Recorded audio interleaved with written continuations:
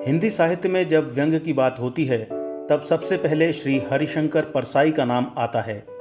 व्यंग परसाई जी के पहले भी लिखा जाता रहा है, पर परसाई जी ने इसे मानवीय संवेदना, मूल्यों और सामाजिक सरोकारों से जोड़ा। इससे पाठकों और साहित्य में एक नई ऊर्जा का अनुभव किया गया है। इसकी गूंज सत्ता के गलियारों में भी सुनाई दी और सत्ता ने सजग और संकेत रूप में लिया। परसाई जी ने समाज, सत्ता में व्याप्त विसंगतियां, विडंबनाओं, कुरीतियां, बुराइयां, पाखंड, प्रपंच आदि को अपनी रचनाओं में केंद्र बिंदु बनाया। इससे यह लगा लेखक हवा में नहीं वरन हमारी बात कर रहा है। वह निचले कुचले शोषित वर्ग की चिंता कर रहा है। इससे पाठक व्यंग के नज़दीक खिसकता गया और धीरे धीरे परसाई और उनके समकालीन व्यंग्यकार महत्वपूर्ण लेखक हो गए। अगस्त माह में परसाई जी की पुण्यतिथि और जन्मदिन आता है। इस अवसर पर व्यंग्यधारा समूह यह बड़ी शिद्दत से महसूस करता है कि आज जो नई पीढ़ी व्यंग के क्षेत्र में लेखक या पाठक के रूप में आ रही है, उसे व्यंग पुरोधा परसाई जी की महत्वपूर्ण रचनाओं से रूबरू कराया जाए। व्यंग्यधारा ने परसाई जी की सभी महत्वपूर्ण रचनाओं का चयन किया है और उसे समूह के व्यंग्यकारों से पाठ कराकर आपके समक्ष रख रहे हैं। यह हमारा नया प्रयोग है और व्यंग शिरोमणि परसाई जी के प्रति हमारी आदरांजलि है। व्यंग्यधारा समूह की कोशिश है कि वह व्यंग के विकास के लिए नई तकनीक के माध्यम से कुछ न कुछ नया करता रहेगा। तो लीजिए, प्रस्तुत है व्यंग्यधारा समूह की एक और पेशकश, परसाई पुनर्पाठ। परसाई पुनर्पाठ में प्रस्तुत की जा रही आज की रचना का शीर्षक है पवित्रता का दौरा। इसका पाठ कर रहे हैं जबलपुर से रमेश सैनी। मैं रमेश सैनी हरिशंकर परसाई जी की रचना पवित्रता का दौरा का पाठ कर रहा हूँ। प्रस्तुत है यह रचना। सुबह की डाक से चिट्ठी मिली। उसने मुझे इस अहंकार में दिनवा उड़ाया कि मैं पवित्र आदमी हूँ, क्योंकि साहित्य का काम एक पवित्र काम है। दिन भर मैंने हर मिलने वाले को तुच्छ समझा। मैं हर आदमी को अपवित्र मानकर उससे अपने को बचाता रहा। पवित्रता ऐसी कायर चीज है कि सबसे डरती है और सबसे अपनी रक्षा के लिए सचेत रहती है। अपने पवित्र होने का एहसास आदमी को ऐसा मदमाता बनाता है कि वह उठे हुए सांड की तरह लोगों को सींग मारता है, ठेले उल्टाता है, बच्चों को रगेदता है। और पवित्रता की भावना से भरा लेखक उस मोर जैसा होता है जिसके पाँव में घुंघरू बांध दिए गए हों। वह इत्र की ऐसी शीशी है जो गंदी नाली के किनारे की दुकान पर रखी है। यह इत्र गंदगी के डर से शीशी में ही बंद रहता है। वह चिट्ठी साहित्य के एक मशहूर संस्था के सचिव की तरफ से थी। मैं उस संस्था का, जिसका लाखों का कारोबार है, सदस्य बना लिया गया हूँ। स्थायी समिति का सदस्य हूँ। यह संस्था हम लोगों को बैठकों में शामिल होने का खर्च नहीं देती, क्योंकि पैसा साहित्य में पवित्र काम में लगे हुए पवित्र पदाधिकारियों के हड़पने में ही खर्च हो जाता है। सचिव ने लिखा है कि साहित्य भवन के सामने एक सिनेमा बनने की मंजूरी मिल रही है। सिनेमा बनने से साहित्य भवन की पवित्रता, सौम्यता और शांति भंग होगी, वातावरण दूषित होगा। हम मुख्यमंत्री को सिनेमा निर्माण न होने देने के लिए ज्ञापन दे रहे हैं। आप भी इस पर दस्तखत कर दीजिए। इस चिट्ठी से मुझे बोध हुआ कि साहित्य पवित्र है, हम साहित्यकार पवित्र हैं और साहित्य की यह संस्था पवित्र है। मेरे दुष्ट मन ने एक शंका भी उठाई कि हो सकता है किसी ऐसे पैसे वाले ने, जिसे उस जगह दुकान खोलनी है, हमारे पवित्र साहित्य के पवित्र सचिव को पैसा खिला दिया हो कि सिनेमा ना बनने दूं। पर मैंने इस दुष्ट शंका को दबा दिया। नहीं, साहित्य की संस्था पवित्र है, सिनेमा अपवित्र है।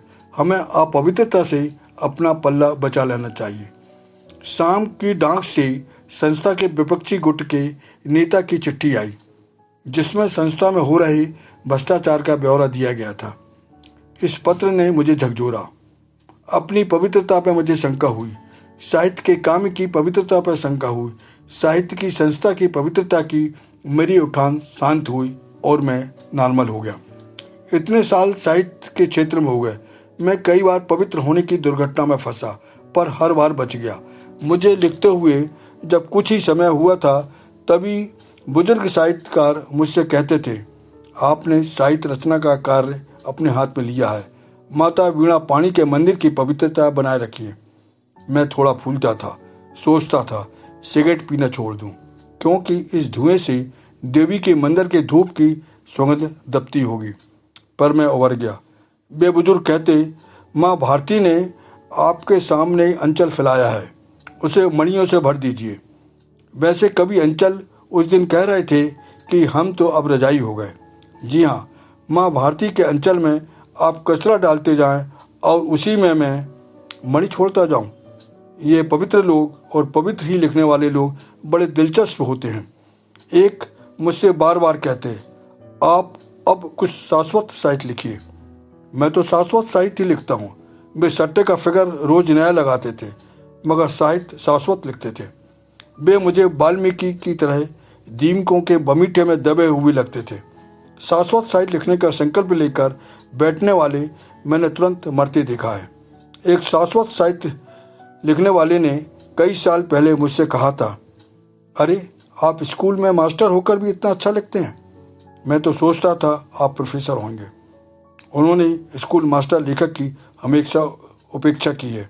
वे खुद प्रोफेसर रहे हैं, पर आगे उनकी यह दुर्गति हुई कि उन्हें कोर्स में हम लगी मेरी ही रचना कक्षा में पढ़ानी पड़ी। उनका शाश्वत साहित्य कोर्स में नहीं लगा। सोचता हूँ हम कहाँ के पवित्र हैं।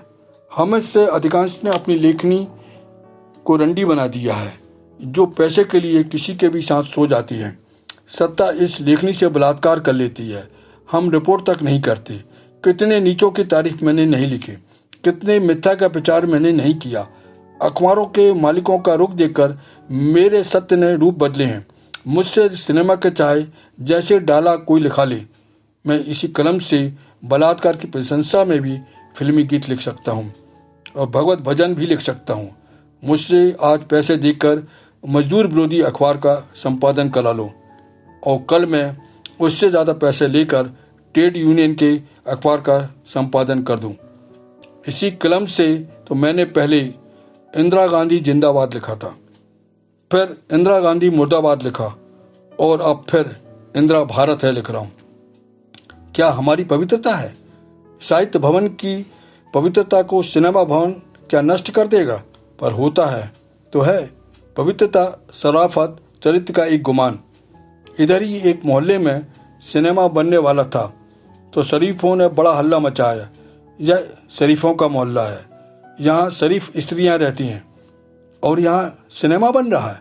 गोया सिनेमा गुंडों के मोहल्ले में बनना चाहिए ताकि इनके घरों की शरीफ औरतें सिनेमा देखने वाले गुंडों के बीच में जाएं। मोहल्ले में एक आदमी रहता है, उससे मिलने एक स्त्री आती है।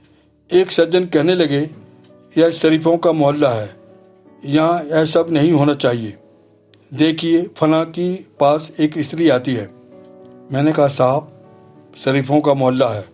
तभी तो वह स्त्री अपने पुरुष मित्र से मिलने बेखटके आती है। वह क्या गुंडे के मोहल्ले में उससे मिलने जाती? पवित्रता का यह हाल है।